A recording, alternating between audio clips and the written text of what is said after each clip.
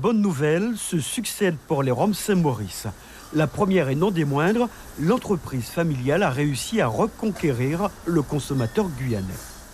Les Guyanais se sont réappropriés le rhum local, comme a nommé Abel Cabresse. Et maintenant, au niveau des commandes, avant on en commandait une palette pour le mois.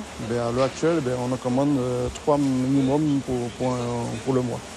Donc ça fait une progression des ventes assez substantielle. Une clientèle locale séduite par la baisse des prix du rhum guyanais. Depuis la taxation récemment des concurrents antillais de 20% d'octroi de mer sur le marché local, l'entreprise a gagné en compétitivité et ses résultats commerciaux s'en ressentent. 25% de part de marché en plus. Ça nous a vraiment beaucoup aidé parce qu'on n'arrivait pas, notre marché était relativement réduit, on n'arrivait pas à écouler vraiment toute notre production. Et depuis que les rhums antillais sont taxés, ils ne viennent plus trop sur le marché guyanais, ce qui fait que nous, on a pu vraiment reprendre notre marché. Un horizon commercial qui devrait continuer à se dégager, notamment sur le marché de l'exportation. L'État vient en effet d'augmenter le quota guyanais sur le marché français.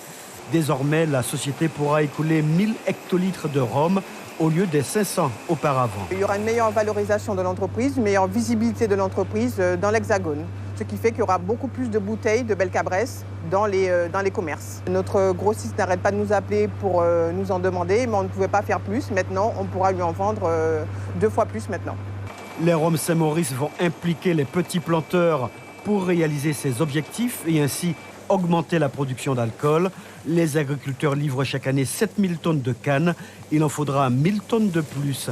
C'est à cette condition que l'entreprise familiale pourra satisfaire la demande de rhum guyanais de l'autre côté de l'Atlantique.